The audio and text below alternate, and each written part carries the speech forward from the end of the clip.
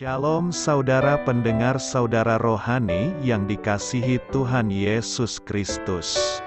Selamat datang di renungan rohani malam hari ini. Selamat malam, saya berdoa agar saudara sehat selalu. Semoga Roh Kudus hadir di tengah kita saat ini. Sebelum kita mulai renungan malam ini, marilah kita bersama-sama berdoa. Bapa kami yang di surga, Bapa di dalam nama Tuhan Yesus Kristus, kami sungguh mengucap syukur, ya Tuhan, oleh karena Engkau sangat baik buat kami. Engkau ada bersama kami dan menopang hidup kami di siang hari dan di malam hari. Engkau ada bersama-sama dan menyertai kami. Tuhan, kami memuji dan bersyukur kepadamu pada malam hari ini, kami masih bisa berkumpul di rumah kami yang kecil ini. Tuhan, saat ini kami hendak mendengarkan firman-Mu. Berilah pengetahuan dan bimbinglah hamba-Mu ini agar apa yang Engkau firmankan dapat bekerja sesuai kehendak-Mu. Buat kami jemaat-Mu, bukalah hati dan pikiran kami untuk mendengar dan menerima firman-Mu. Kiranya firman-Mu ini dapat menjadi berkat bagi kami. Berbicaralah Tuhan, kami sudah siap menerima firman-Mu. Di dalam nama Tuhan Yesus Kristus kami berdoa dan mengucap syukur. Amin. Sahabat saudara rohani, pembacaan ayat emas Alkitab renungan kita malam hari ini. Nats pilihan kita adalah, aku tidak akan meninggalkan kamu sebagai yatim piatu.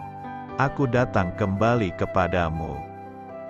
Tertulis dalam kitab Yohanes 14 ayat 18, bacaan kita pada malam ini terambil dari kitab Yohanes 14 ayat 1 sampai dengan ayat 7. Janganlah gelisah hatimu, percayalah kepada Allah, percayalah juga kepadaku.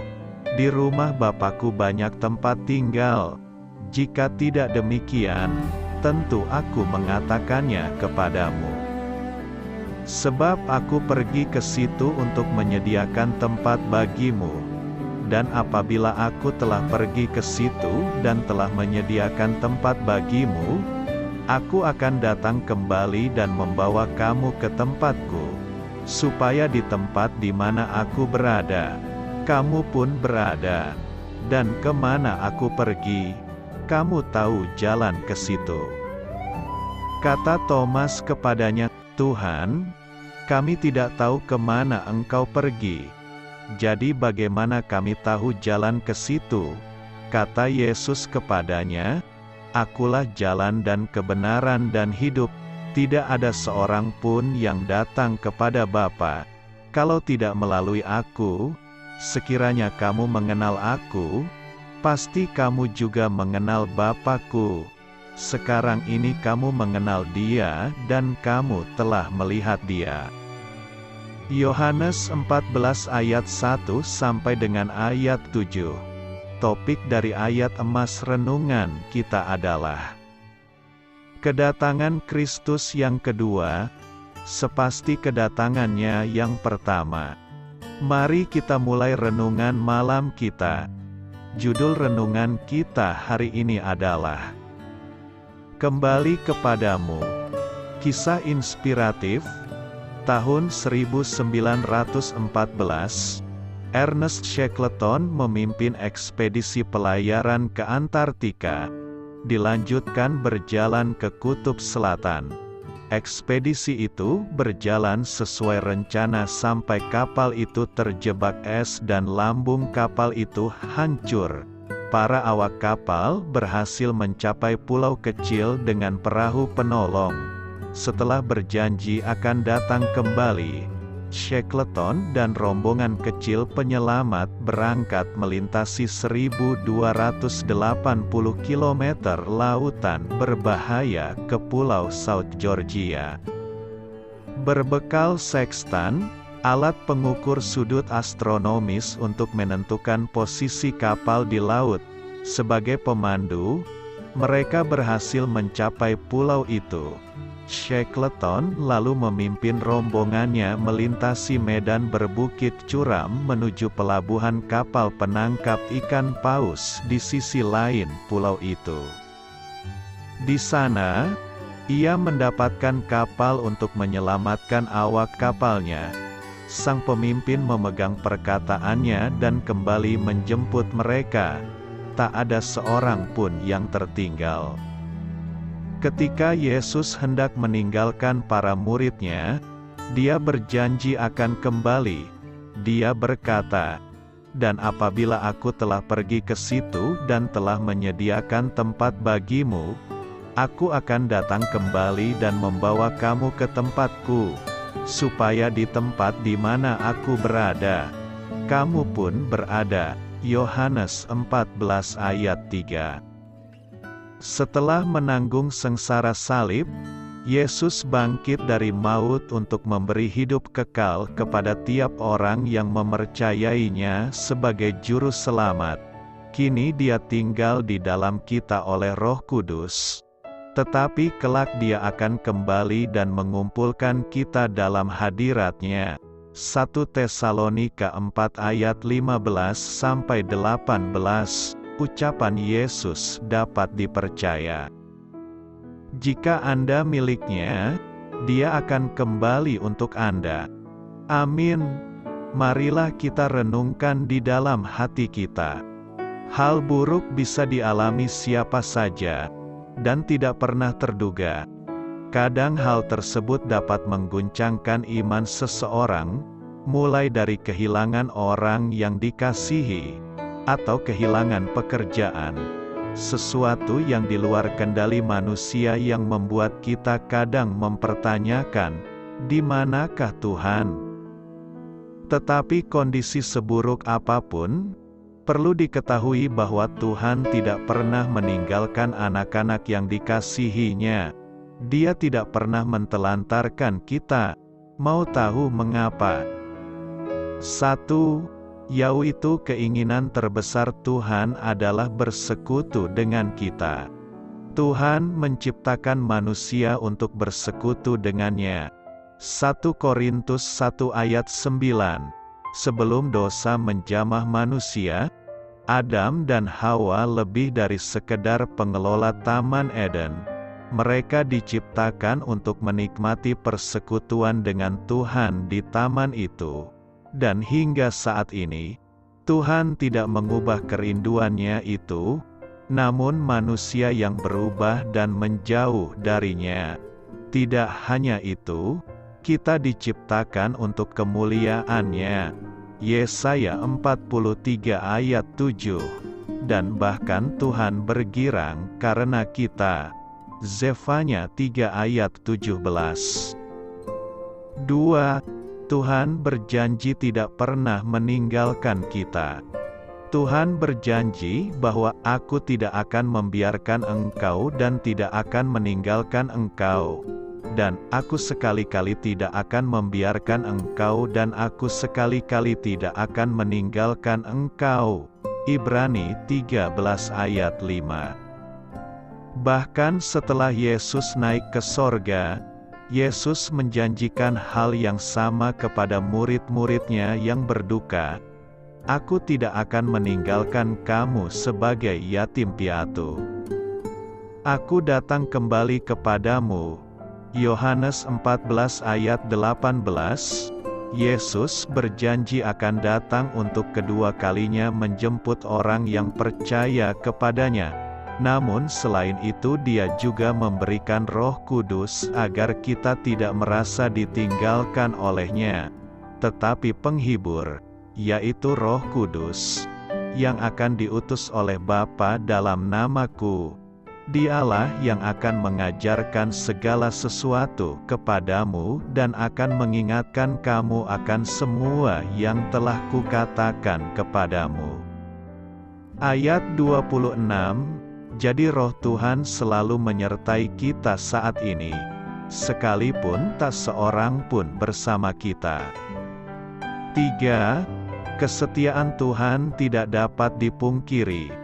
Allah bukanlah manusia, sehingga ia berdusta, bukan anak manusia, sehingga ia menyesal. Masakan ia berfirman dan tidak melakukannya, atau berbicara dan tidak menepatinya? Kadang kita mempertanyakan janji-janji Tuhan saat menghadapi masa-masa sulit. Namun selama ribuan tahun janji Tuhan sudah terbukti selalu digenapi. Jadi jika saat ini apa yang Tuhan janjikan belum terlihat di depan mata kita, maka hal tersebut karena belum waktunya Tuhan. Ingatlah bahwa Tuhan selalu setia dan firman-Nya pasti digenapi dengan sempurna dan segera. Roma 9 ayat 28. 4. Tuhan mengasihi Anda dan tidak pernah melupakan Anda. Jika Anda mempertanyakan kasih Tuhan, ingatlah bahwa sebesar tangan yang terentang di kayu salib, itulah kasih Yesus bagi kita. Dia bukan hanya berkata bahwa dirinya mengasihi Anda dan saya, namun membuktikannya dengan mati bagi kita ketika kita masih berdosa. Roma 5 ayat 8. Saat kita dilahirkan baru, kita menjadi anaknya dan selamanya kita menjadi anak karena tidak seorang pun dapat merebut kita dari tangan Bapa. Yohanes 10 ayat 29. 5. Tuhan belum selesai berurusan dengan kita. Kadang masa-masa di mana kita seperti ditinggalkan oleh Allah adalah masa Tuhan membentuk kita. Seperti sepotong kayu di tangan pemahat atau songkok tanah di tangan penjunan. Pembentukan itu melewati proses yang tidak mengenakan. Hal-hal buruk harus dikikis, karakter yang diperhalus, iman yang dibakar agar menjadi kuat dan juga hati dilembutkan. Musa, Yusuf, Esther, Daniel, Daud dan para pahlawan-pahlawan iman yang tertulis dalam Alkitab, semuanya melewati proses itu. Mereka mengalami kesendirian, dipisahkan, mengalami rasa sakit, berduka dan menderita. Namun semua itu karena Tuhan sedang membentuk mereka agar bisa menjadi alat untuk menyatakan kemuliaan-Nya. Hal yang sama juga berlaku dengan kita. Karenanya dalam masa-masa itu, janganlah kita bersungut-sungut. Dapatkan yang dibentuk berkata kepada yang membentuknya, "Mengapakah engkau membentuk aku demikian?" Roma 9 ayat 20. Jawabannya adalah tidak. Karenanya, mari jalani proses ini dengan kerendahan hati. Sebab respon kita akan menentukan seperti apakah hasil akhir dari kehidupan kita. Saya memberkati Anda agar sewaktu Anda mencarinya dari Dia, Bapa Surgawi Anda akan memberikan bagi Anda roti harian Anda. Dalam nama Yesus Kristus, Tuhan yang berkuasa atas alam semesta dan menuntun kita kepada iman yang menyelamatkan, Tuhan Yesus menyertai senantiasa. Terima kasih Ibu, Bapak, Saudara dan Saudari sudah berkenan mendengarkan renungan malam saudara rohani. Tuhan memberkati. Amin.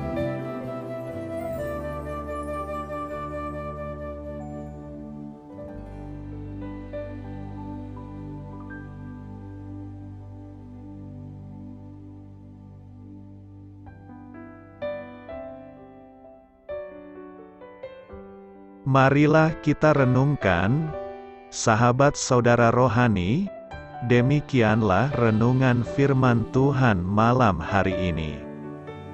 Semoga menjadi berkat di dalam hidup kita dan menjadikan kita pribadi yang lebih baik. Sebelum kita beristirahat pada malam hari ini, marilah kita berdoa. Bapa kami yang di surga, Bapa di dalam nama Tuhan Yesus Kristus, kami sungguh mengucap syukur, ya Tuhan, oleh karena Engkau sangat baik buat kami. Engkau ada bersama kami dan menopang hidup kami di siang hari dan di malam hari. Engkau ada bersama-sama dan menyertai kami, ya Tuhan Yesus. Kami mengucap syukur untuk firman-Mu, ya Tuhan, yang memberikan kami kekuatan dan menyadarkan kami bahwa kami tidak perlu takut dengan gelap dan malam. Sebab Tuhan, Engkau ada bersama kami. Engkau melindungi kami dan menjadi perisai bagi kami hamba-Mu berdoa saat ini. Tuhan, untuk setiap pendengar renungan ini yang mengalami ketakutan, kecemasan, kegelisahan, pada situasi gelap dan malam hari di dalam nama Tuhan Yesus Kristus. Kuasa Tuhan melepaskan mereka dari segala ikatan roh-roh ketakutan yang mengikat mereka saat ini. Tuhan melepaskan setiap anak-anak-Mu dari segala rasa takut dan kecemasan. Di dalam nama Tuhan Yesus, segala kuasa-kuasa roh jahat, kuasa setan iblis yang mengganggu anak-anak-Mu, ya Tuhan, tolong hancurkan dan halaukan dengan kuasa-Mu.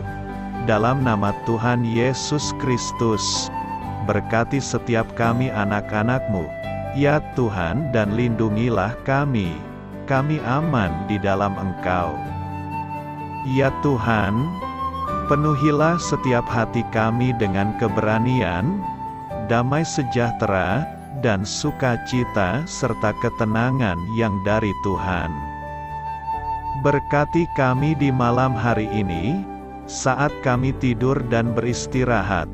Kuasa-Mu, ya Tuhan, menaungi setiap kami, memberkati dan melindungi kami. Bangunkanlah kami kembali besok pagi dengan kekuatan yang baru. Tubuh yang sehat diberkati Tuhan dan berkat-berkat yang baru Tuhan sediakan bagi kami. Terima kasih, ya Tuhan, kami sungguh mengucap syukur untuk firman-Mu yang menguatkan kami.